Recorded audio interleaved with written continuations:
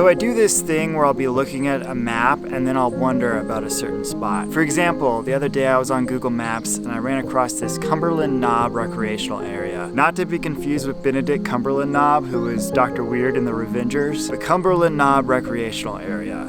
And I thought to myself, what's interesting about this place? So of course I type it in the computer and I find out that it's the original site of the Blue Ridge Parkway. Like the Blue Ridge Parkway started construction here. And then suddenly I was very interested. I wanted to go to there. I don't really know what it is about me that certain facts like that I found so interesting, but it's true. So now I'm here at Cumberland Knob Recreational Area, and I'm gonna drive from the oldest mile on the parkway, around mile 217 or so, to the newest mile on the parkway. Should be fun. So the Blue Ridge Parkway began construction here in 1935. Its original purpose was to connect Shenandoah National Park in Virginia to Great Smoky Mountains National Park in North Carolina/Tennessee.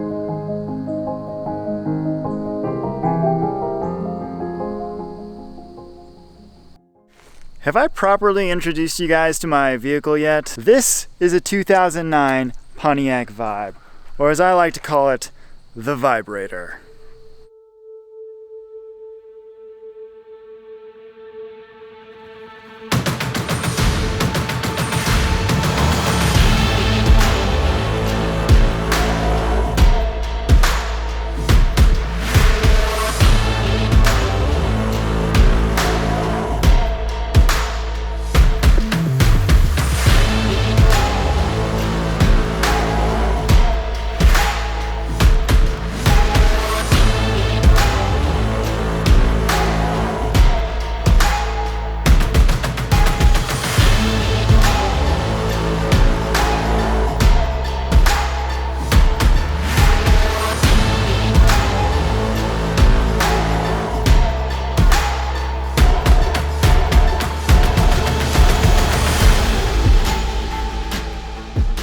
So yeah, let's get in the Vibrator and head down the road.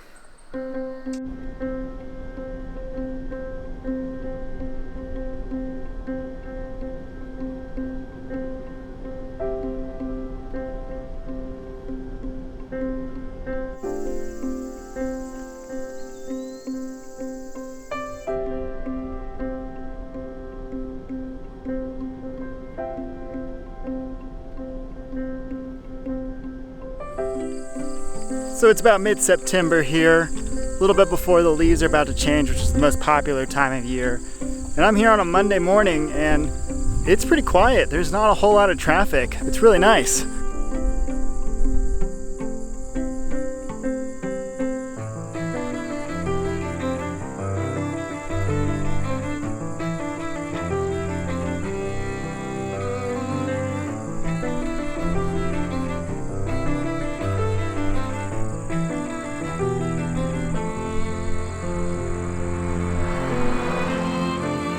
It's interesting because this is actually the most popular portion of the National Park Service most years. Bigger than the Grand Canyon, Great Smoky Mountains National Park. More people come here every year. Somewhere between 14 and 16 million on a lot of years. So yeah, this is America's most visited national park. And yes, I think there's a joke somewhere in there about America's most visited national park being the one that Americans don't even have to get out of their car for. And I'd maybe make the same joke with you, or at least share a laugh, but there's something to be said about having access to all of this beauty in such a concentrated and convenient way. I mean, how else are you going to be able to see so much of the Blue Ridge Mountains in one day? And granted, yes, I think it's good to stop and smell the roses every once in a while.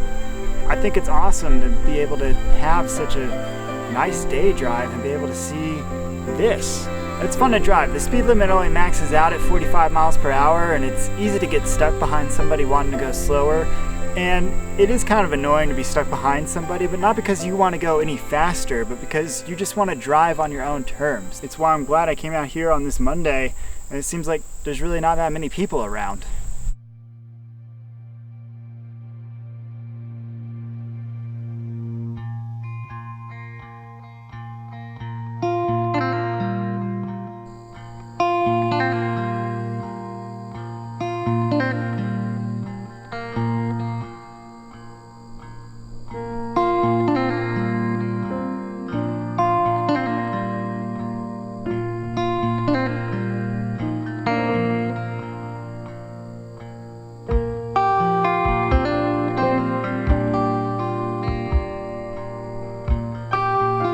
thing about all these overlooks though is that I want to see them all. I definitely have FOMO about every single overlook as you drive by, and I just want to pull over and see what I'm missing. This one's a good one.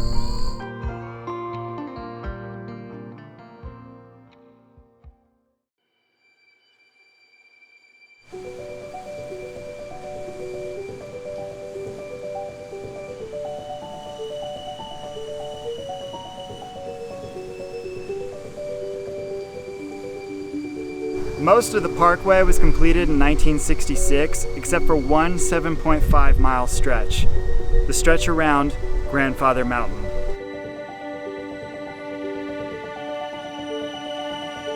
Now, Grandfather Mountain is a privately owned mountain and has some of the oldest geological formations on Earth, dating back to 1.2 billion years ago. And the owners of the mountain didn't want the parkway construction to ruin its mountainside. Eventually, a compromise was reached.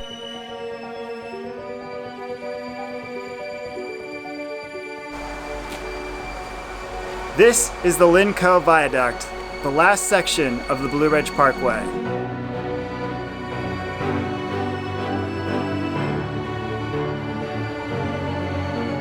This was the last 7.5 mile stretch. It's a unique S-bridge that winds around Grandfather Mountain so as not to disturb the mountainside as much as possible. It was actually built from the top down, so that these pylons were stuck down from the top. That way they didn't have to build extra roads or bring extra machinery here to disturb the side of the mountain.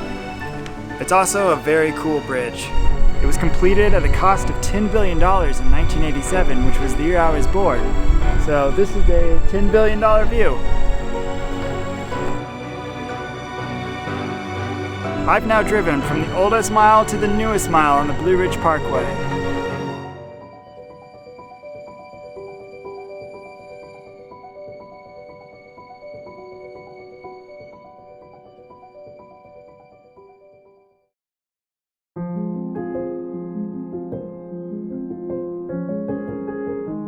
Well, having made it from the oldest mile to the newest mile, I'm now on my way back up the parkway to head back home, but it was a beautiful day. It was just an amazing drive. It's definitely one of the best drives on the East Coast, and I highly recommend it. You know, it's kind of otherworldly. You know, there's no billboards, there's no McDonald's, there's no buildings right on the parkway. There's no giant road signs. There's a few signs, mile markers, a couple signs telling you what the speed limit is, but other than that, there's not all of that sensory input that you get on a highway or really any other road in America. So it's really nice, and I honestly wish that there were more roads like this.